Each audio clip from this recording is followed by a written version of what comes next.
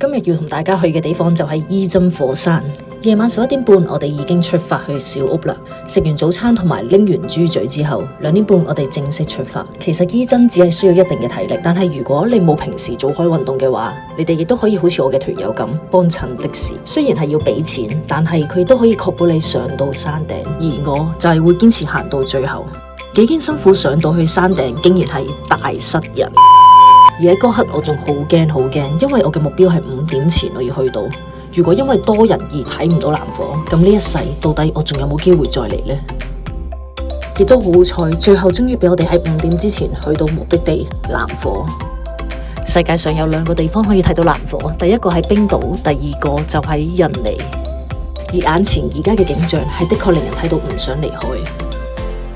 雖然啲煙係公眼公鼻，但係幾辛苦我都覺得好值得。日出之後藍火已經冇咗，剩低嘅淨係得返濃煙以及硫磺。而喺隔籬亦都係世界上最大嘅酸性火山湖之一。呢一個湖亦都係我睇過最靚嘅一個湖。睇完靚景之後，梗係要返轉頭上返山頂。返上去嘅人唔多，因為唔係個個能夠成功落到嚟最底睇藍火。而我今次亦都終於見識到咩叫做人山人海。